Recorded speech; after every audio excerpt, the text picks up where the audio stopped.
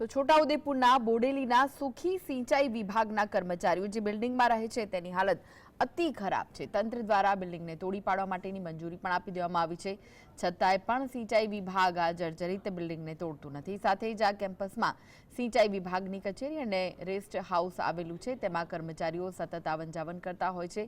ત્યારે આવી પરિસ્થિતિમાં જો કોઈ દુર્ઘટના સર્જાય તો તેના માટે જવાબદાર કોણ હશે, તે સૌથી મોટો પ્રશ્ન છે।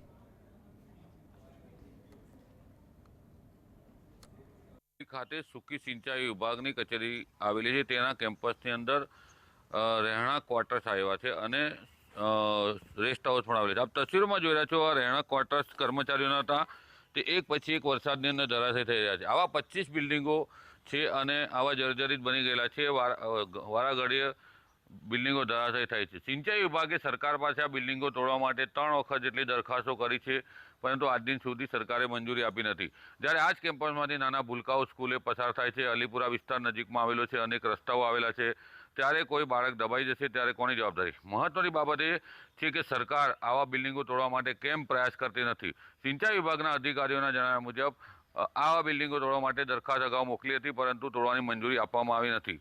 કરોડો રૂપિયાના ખર્ચે સિંચાઈ વિભાગ કેનાલો મરામત કરે છે, ત્યારે આવા બિલ્ડિંગો તોડવા માટે સરકાર પાસે કેમ મંજૂરી મેળવાતી નથી અને મંજૂરી આપવામાં આવતી નથી, તે સવાલ ઊભા થઈ રહ્યા છે। રફીક ધણીવાલા, GS